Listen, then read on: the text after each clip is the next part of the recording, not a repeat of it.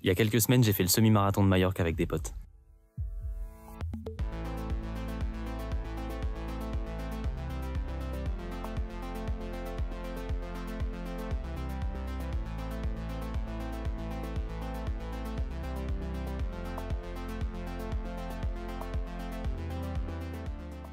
J'ai tellement aimé l'expérience, que ce soit la prépa ou les émotions pendant la course, que j'ai décidé que j'allais en refaire.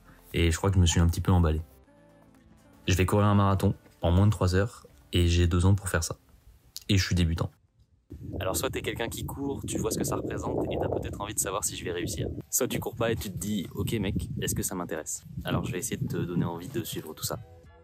Tu le sais sans doute déjà, mais le principe d'un marathon, c'est de courir 42 km et 195 mètres, et dans l'idéal de le faire le plus rapidement possible. Ça fait presque à vol d'oiseau la distance entre Bordeaux et l'océan Atlantique. C'est la seule comparaison que j'ai trouvée. Parmi toutes les personnes qui passent la ligne d'arrivée d'un marathon, le temps moyen pour le finir est de 4 heures 26 minutes et 33 secondes, et en général, la majorité des gens se fixent l'objectif soit de simplement le finir, ou souvent de le faire en moins de 4 heures. Et pour passer sous cette barre symbolique, ça demande de courir à 10,55 km/h. Pendant 4 heures du coup, logiquement. Il y a grosso modo 30% des gens qui y parviennent.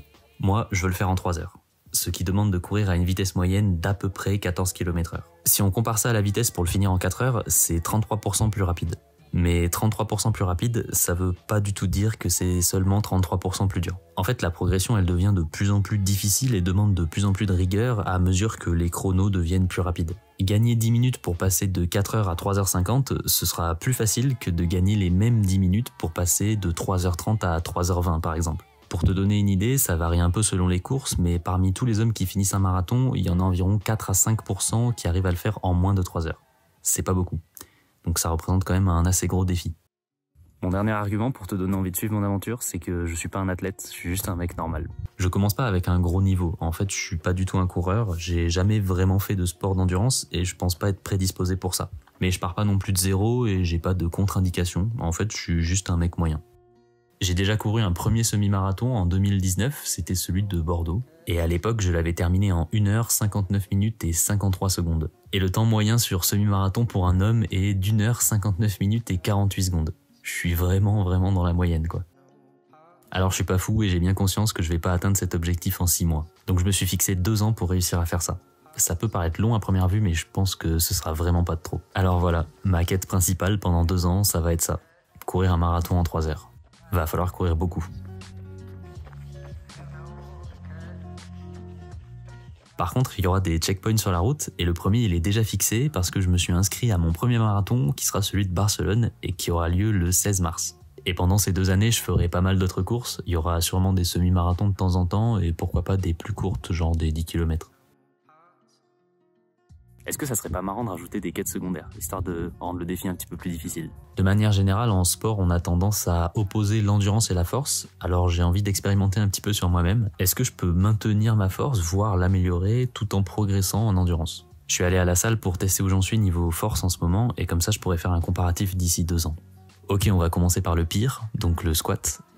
Attention, il va y avoir des excuses. Dernièrement, j'ai beaucoup ralenti sur le squat, d'une part pour ma prépa pour le semi de Majorque et d'une autre part parce que je me suis blessé au niveau des chevilles. Donc j'ai un petit peu perdu ma technique et je voulais pas trop forcer pour pas aggraver ma blessure parce que c'est pas encore tout à fait rétabli. Du coup, je suis resté sur 110 kg, j'ai pas voulu tenter les 120, je pense que je les avais, sachant que j'ai déjà passé 130. Et donc l'objectif d'ici 2 ans, ce sera de récupérer 130 et au mieux de passer 140. Ensuite, au développé couché, j'ai passé 105 kg. Bon, je suis désolé, l'angle de vue est immonde, on voit même pas les poids sur le côté, donc faut me faire confiance pour les 105. Je pense que ça interfère pas trop avec la course à pied, donc je vais viser 110 au minimum, et si tout va bien, j'aimerais bien aller chercher 115 ou 120. Ensuite, soulevé de terre, j'ai passé 160, j'ai pas voulu forcer plus, toujours pareil pour ma cheville, donc je vais viser au minimum 170 et dans l'idéal 180. Et enfin, j'ai rajouté des tractions parce que j'aime bien ça. Et j'ai passé 3 reps à 40 kg de lest et ensuite une série de 21 tractions sans lest. Et pour l'objectif, j'aimerais bien aller chercher 2 reps à 50 et puis une série de 25 derrière. Voilà, j'ai tout enchaîné dans la même séance, donc d'ici 2 ans, je referai ça dans le même ordre et puis on verra comment ça a évolué en parallèle de la prépa marathon.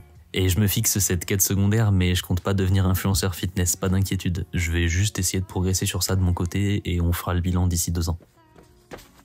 Et si tu as envie de suivre ma progression en course à pied, je vais faire une vidéo par mois ici pour récapituler ma prépa. Et en parallèle, je ferai des vidéos plus courtes, mais plus régulièrement, à peu près une fois par semaine sur Instagram. Bon, c'est parti. J'ai 2 ans pour courir un marathon en 3 heures.